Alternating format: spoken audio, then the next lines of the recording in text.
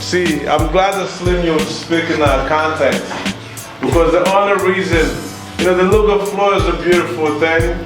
It came to Uganda, it did its mark. You've seen people become successful from it. You've seen people make houses, get jobs, get cars, okay? You've seen people all of a sudden amount to something because of a voice. But what happens to a voice when you don't stand for it? There is and you just use it just to be the artist you want to be. Okay, so one thing you're gonna have to understand. When Look and Flow was rising, the English rappers were dead. Only dead to the fact that people were tired of people who look like other people that are not themselves. Not because we were telling them that, oh, you rap in English, you suck. No, just because relevantly, I don't need to argue with you about hip hop when it comes to you. You're from Uganda, you don't rap in your language, sorry. Where do you live? I mean, that's like going to New York and someone in New York is rapping in French. And then they tell you, I don't speak English, but they're born in New York. How would you look at them? And they've never been to France. Now you see such a critical conditioning that you've never been to France and you claim you don't know the language that your local people speak. And somehow you've ended up speaking. You're the only one among them that speaks French. And who walks around, for me, I don't speak that language. Oh, I only speak it when I'm with my Chinese. But for the rest of the time, I have to be cool. These are things you must take seriously because they are alive in our neighborhoods. And we're dealing with them every day. But all of you guys who are here, you're held accountable to a voice. You're witnessing a conversation that changes the industry. You're witnessing a bunch of young leaders who are go-getters, who know what they want, who know why they're showing up, and who are saying, we have to go forward. Now, if this was a studio session and we were making a hit single, and our aim was to get it on the radio, not such a quick task to accomplish. It takes us about, 3 hours?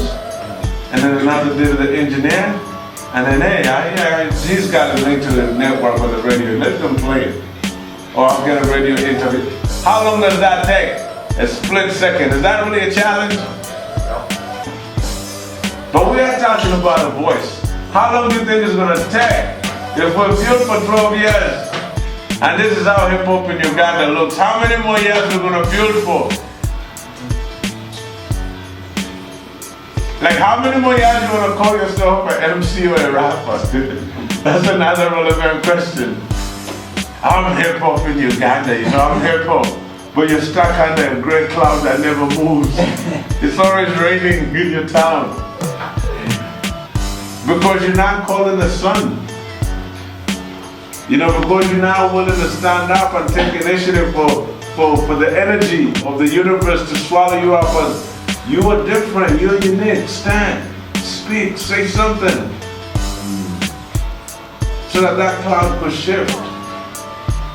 So me personally, as I tell people, the most hated rapper in Uganda, first and foremost, I say that with pleasure and with a lot of pride. And I say that until the hip-hop generation creates its voice and chooses to stand on the foundation of its indigenous truth, there is no hip-hop in Uganda living. We've got a bunch of clowns and emulators fronting with groupies and claiming to pop bottles. Hold the nickel sit on a mara. Let's understand, you know what I'm saying? I should really popping something. Because when you're sitting on a mara pot, there is a synergy happening that's connected to the land. There's an informative session that you are learning everything that has to do with your community and beyond. Because the dude is like, why, Nairobi is and information is dispersed. When they sit on that porch, and they put in those straws and start sucking away of that local brew. They have a conversation, it's like they're touring the world, you know what? In the same location, one is in Nairobi, one is in, you know, but they use that as their congregative connection. So I would respect that, you know, than someone taking crazy shots of liquor, and then in 2 seconds out of their mind, without even having a proper conversation that could be built. So you could see that the local way of taking liquor has education in it.